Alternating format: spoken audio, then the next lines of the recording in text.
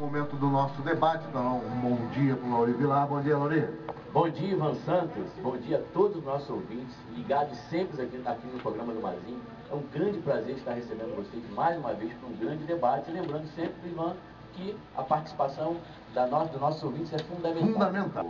O Mazinho, na semana passada, devido ao grande número de perguntas dos nossos ouvintes, marcou para essa terça-feira, em que nós responderíamos, traríamos um especialista e ao lado do nosso Hugo Neto, né, responderíamos a todas essas questões pendentes. Verdade, sobre a aposentadoria e principalmente agora, né, a facilidade que vai gerar, né, para donas de casa e pensionistas, essas, né, que não recolhiam muitas das vezes por ser uma alíquota mais cara, ser 11%, né, do salário mínimo, muitas não recolhiam, né, faziam recolhimento ao INSS para poder ter uma aposentadoria. Então, essa discussão que nós tivemos aqui na semana passada gerou tudo isso. Então, hoje nosso debate é sobre essa questão, a questão da aposentadoria. Nós já temos perguntas, né, que foram nos passadas aqui durante toda a semana. E hoje também você pode ligar para fazer sua pergunta. Nós temos hoje aqui, eles vão dar logo o nosso bom dia de pronto, nosso companheiro Hugo Neto, que está sempre conosco aqui. Hugo Neto, bom dia, é um prazer tê-lo aqui conosco. Bom dia, Lauri. Bom dia, Ivan Santos. Bom dia, Felipe. Saudações rubro-negras. Saudações rubro-negras. Saudações... Esquece. Não vou falar não, tá, Lauri? Vou deixar. Bom dia. Bom, é bom estar de volta ao programa. Obrigado, Internacional. Valeu. Bom dia, Hugo, tá bom? Bom, hoje nós estamos recebendo aqui, né, com muita satisfação, o Dr. Felipe Alves, que é advogado, subcoordenador de execuções fiscais da Procuradoria Municipal de Duque de Caxias, especialista em direito previdenciário. E ator. E ator também. Ontem participou da peça A Mandrágora, né, interpretando muito bem também. Então é um prazer tê-lo aqui, doutor Felipe. Um bom dia para você e seja bem-vindo. Bom dia a todos os ouvintes. Bom dia, Ivan. Bom dia, Lauri. Bom dia, Hugo. Bom dia, Mazinho. Queria agradecer a presença e me sinto muito honrado de estar aqui participando desse debate. Maravilha. E você vai ser muito importante porque, como nós falamos, hoje nosso assunto é a questão da aposentadoria e nós vamos esclarecer aqui as dúvidas dos nossos ouvintes. Daqui a pouquinho nós vamos retornar aqui para falar sobre essa questão da aposentadoria aqui nos debates do programa do Mazinho. Como nós falamos no primeiro bloco, na semana passada, né, falamos aqui sobre a legislação sobre a aposentadoria, que vai facilitar a vida das donas de casa e também das diaristas, que poderão contribuir agora com 5% do salário mínimo, cerca de R$ 28,00, né, no caso contra os 59, ou quase R$ 60,00 que eram na legislação passada. Houve uma mudança de alíquota de 5% do salário mínimo, né, que antes era 11%.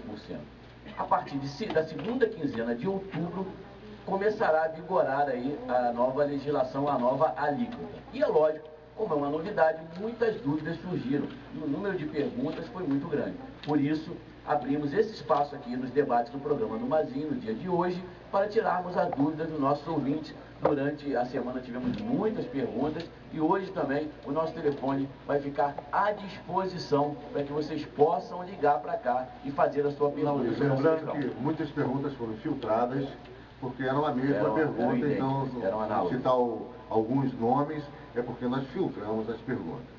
Lembrando que a idade limite 60 anos de idade para aposentadoria e tempo de contribuição 15 anos. Isso foi falado aqui e também houve muita dúvida em relação a isso. Então, vamos começar aqui. O Neto quer falar alguma coisa sobre essa questão, antes que a gente passe para o Felipe para começar a fazer as perguntas, que já estão cadastradas, catalogadas aqui pelo nosso Ivan Santos? Não, veja bem, é só um conceito a respeito de previdência, né? Todo mundo naturalmente quer buscar esse benefício de você ter uma aposentadoria, mesmo que seja do valor mínimo, que é o salário mínimo, mas a lógica da previdência é a lógica da poupança. Você não tem nenhum muito mistério em relação a isso. Como a nossa previdência é pública, né, o Brasil optou por ter uma previdência pública, a gente contribui para o INSS, ou aqueles que são servidores públicos contribuem diretamente para os seus próprios institutos, né, que é os chamados regimes próprios de previdência social, e você, ao decorrer de um período, e atendendo à exigência de idade mínima e tempo de trabalho, você depois disso vai receber de volta aquele dinheiro que você aplicou durante esse período com uma remuneração. Então a lógica da Previdência, ela continua sendo a lógica da poupança, né? Ela sempre foi assim, e assim ela vai continuar sendo.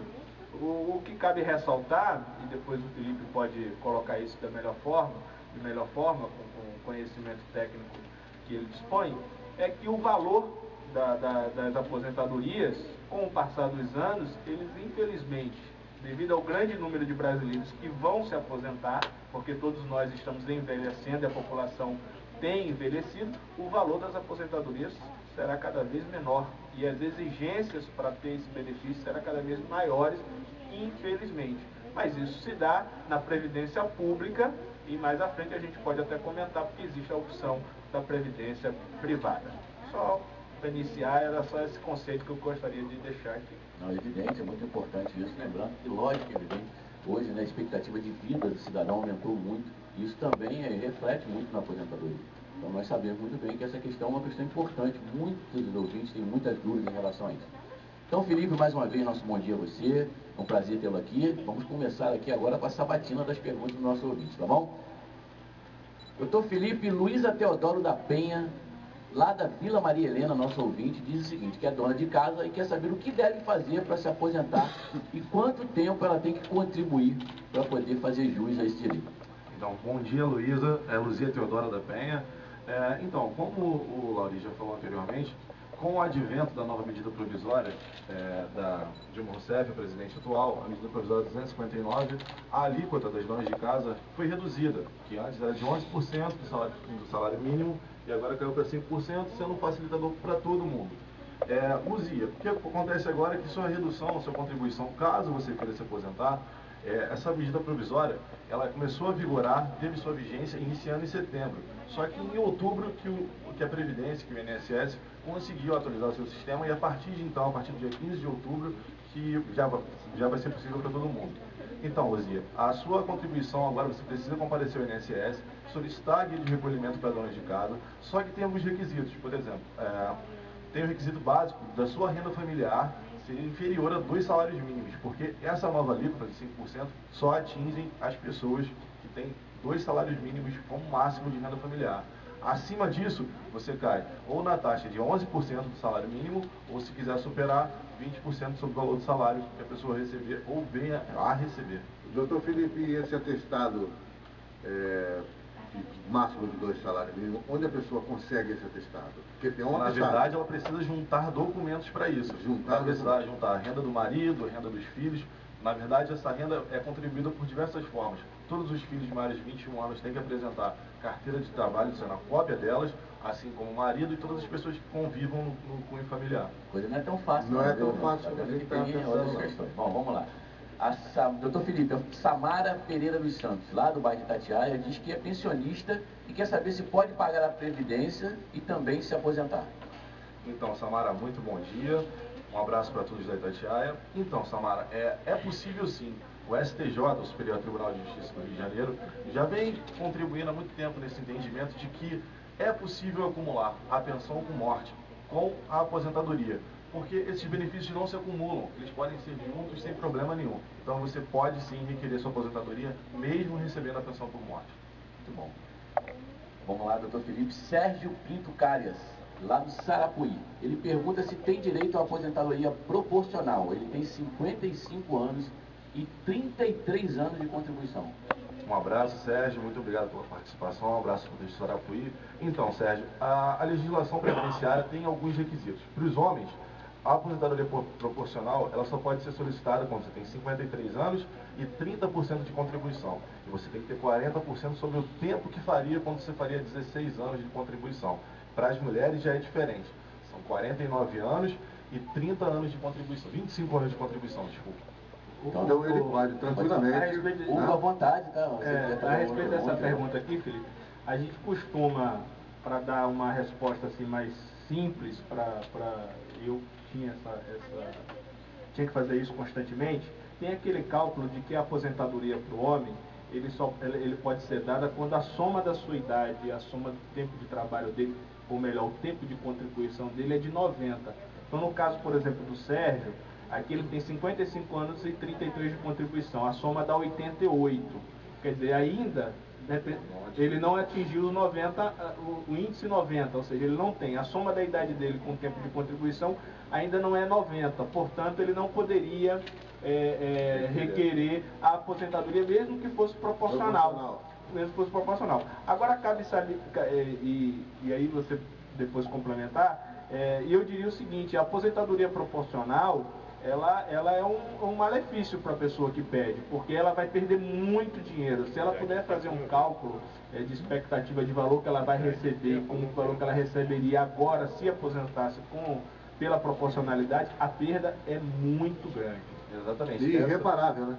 Irreparável e irrenunciável também. Também.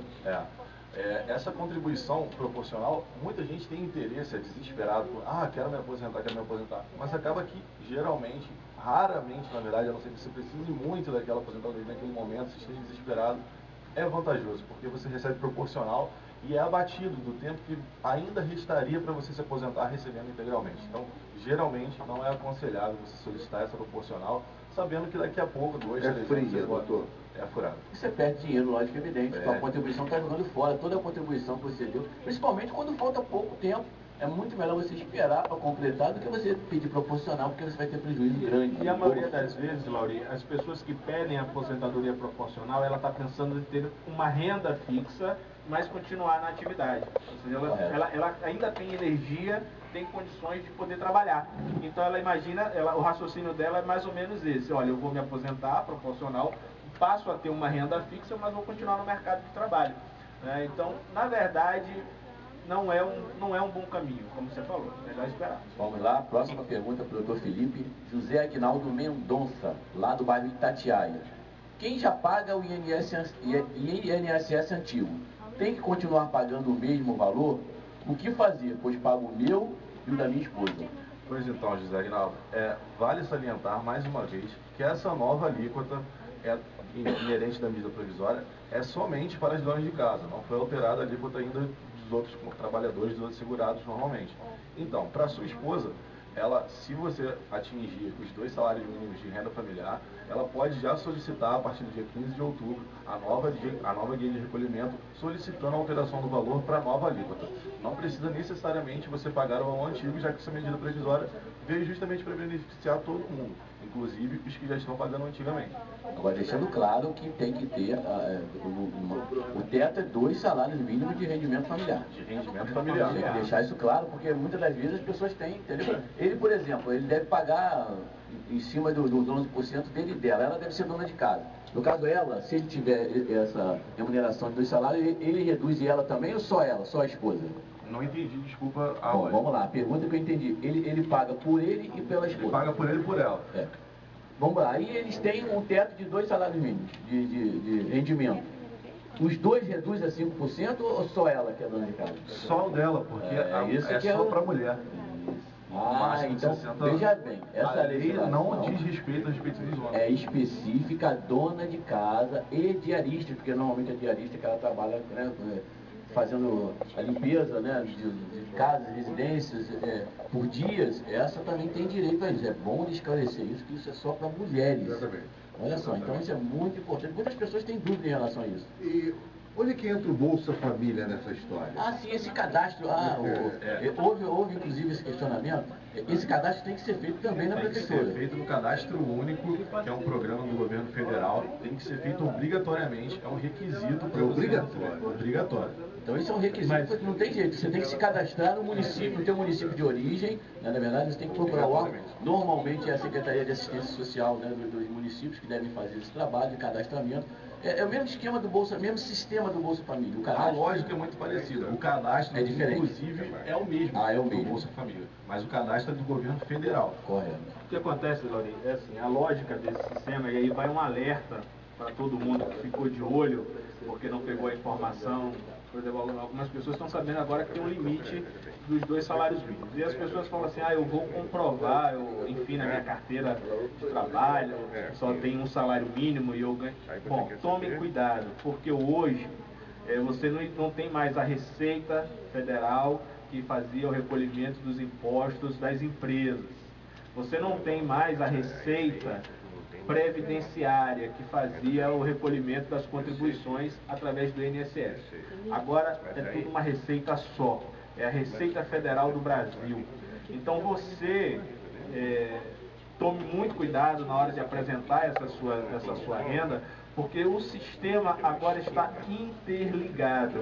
Então, se, por exemplo, eu estou casado e eu tenho, o governo tem essa informação de que eu sou casado, ele vai cruzar, pode não cruzar agora, mas ele, em algum momento, ele vai cruzar a informação do meu CPF com o CPF da minha esposa, com o CPF dos meus filhos. E com esse advento e essa necessidade de estar cadastrado no CAD único, que é o cadastro do Bolsa Família, é mais um complicador. Um complicador no sentido de que vai integrar ainda mais a base de informações do governo para saber se efetivamente aquela pessoa está enquadrada nesses requisitos de renda. Então, tomar muito cuidado, porque mais à frente, o INSS, caso você não apresente a documentação de acordo, mais à frente ele vai te cobrar de volta. Vale lembrar que fraude contra o INSS é crime e a Polícia Federal é responsável pela investigação. Passível. Cadeia. Então, atento todo mundo. Vamos lá, mais uma pergunta aqui. Maria Lúcia da Penha, do bairro Gatiaia. Ela disse que sofreu um acidente há 8 anos e tem um laudo de deficiente, mas até hoje está no INSS sem se aposentar. Ela quer saber o que ela deve fazer. Então, Maria Lúcia, antes de mais nada, bom dia, obrigado pela participação. A avaliação do INSS é feita pelo próprio INSS. Eles precisam de uma perícia médica, eles que recomendam a perícia médica. Você pode apresentar os seus laudos, mas é o INSS quem define se você vai continuar recebendo o auxílio doença ou se você vai ser aposentado por invalidez. Esse laudo dizendo que você é deficiente, ele é muito vago, a gente precisava de mais informações. Mas seria interessante você apresentar todos os seus exames médicos e solicitar uma perícia ao INSS, porque vai ser um perito médico que vai realizar essa perícia. É isso que eu ia falar. No caso, é a perícia médica que determina se a pessoa pode se aposentar ou não. Agora, deixa eu te fazer uma pergunta. Você falou apresentar o documento. E uma pessoa assim, mais humilde, que não tem condição de procurar um advogado particular, a quem deve recorrer, por exemplo, na Justiça para poder resolver essa questão? A Defensoria Pública Federal. O órgão responsável para solicitar e auxiliar, ele também pode recorrer às varas federais ou então aos juizados especiais federais, que auxiliam nesse sentido. Todos estão instalados no fórum? Não. Aqui em Caxias a gente não vai ser inaugurada ainda a cidade judiciária, por sinal é aqui nos arredores da rádio, mas em Caxias a gente já conta com a vara federal e com o juizado especial federal. Então a pessoa deve recorrer à Defensoria Pública, né, ou às varas federais, né? Fora que qualquer informação a respeito da perícia médica, o INSS tem o site previdência.org, como também tem o 135. Mas o pessoal reclama muito desse atendimento do INSS, Felipe. Muitas pessoas reclamam que não conseguem ser atendidas, não conseguem dar acesso. Como é que essa questão é realmente difícil? É realmente difícil, mas melhorou muito. Melhorou muito. O 135, inclusive. Se é ruim, já foi pior. Isso quer dizer. Foi muito pior. Muito pior. Hoje melhorou esse atendimento. Essa questão, Laurita, que a Maria Lúcia da Penha colocou, por exemplo, ela tem um laudo de que ela é deficiente. É bom Às vezes é do médico particular e não do médico da Não, às vezes não é isso. Às vezes a pessoa tem uma deficiência, mas essa deficiência que ela possui, ela não é uma deficiência incapacitante. Ou seja, essa pessoa possui uma deficiência, mas ela pode ainda continuar trabalhando. E a gente verifica muitos deficientes físicos e que estão no mercado de trabalho. Então o INSS também tem mudado essa questão dessa visão em relação de que tipo de deficiência a pessoa tem, se ela pode ou não ainda continuar trabalhando. Ela pode até, a pessoa pode dizer, olha, mas eu me habilitei para uma determinada profissão e eu me tornei deficiente para aquela atividade. O INSS pode identificar aí, se essa pessoa já não tiver muitos anos de trabalho, dependendo da idade dela, que ela pode, a partir desse momento, buscar uma outra atividade profissional que essa deficiência não vai incapacitá-la. Porque como o sistema ele é amplo, né, ele é uma espécie de guarda-chuva, ele tem que buscar reduzir o número de pessoas que estão na dependência de auxílio saúde e também na questão das aposentadorias por deficiência. Então o sistema busca diminuir, de fato, essas pessoas que estão com esses benefícios, porque o sistema é contributivo, ou seja, todos nós pagamos o INSS para cobrir a todos. Então ele busca reduzir o chamado déficit previdenciário com medidas como essa. entendeu? A pessoa possui uma deficiência, mas essa deficiência não é uma deficiência totalmente incapacitante, ela pode exercer outra atividade profissional. A atuação do INSS tem, na verdade, se tornado cada vez mais racional. Já existe uma previsão de a cada 2 anos, mesmo as pessoas que foram aposentadas por invalidez, para serem revistas, reavaliadas, como se diz, né? Se forem casos de melhora, se pode trabalhar, porque existe, como o Hugo falou, às vezes o rapaz perdeu uma orelha, ele é costureiro, isso não impede nada, ele é até deficiente de audição, mas nada impede dele costurar, por exemplo. Ou seja, é incapacidade laboral. Então, quer dizer, traduzindo, você caiu no cavalo, mas pode montar no jegue. Por aí. No pônei, então. Não vamos exagerar, né, Ivan Santos? Vamos aqui mais uma pergunta da Marli Margarida da Silva, lá do bairro Copacabana. Ela está dizendo o seguinte: sou inválida e pago R$ 59,00 ao mês para tentar me aposentar. Essa taxa vai continuar a mesma ou pode mudar? Então, Marli, bom dia mais uma vez, muito obrigado pela participação. Vale ressaltar mais uma vez que você precisa ser enquadrada naquele limite de ser inferior a 2 salários mínimos. Se sua renda familiar for inferior a 2 salários mínimos, você pode comparecer às agências do INSS e solicitar a revisão para R$ 27,25, que é o atual valor da alíquota de 5% do salário mínimo. Maravilha. Bom, 11h13, vamos chegando aqui no final da primeira parte, ainda tem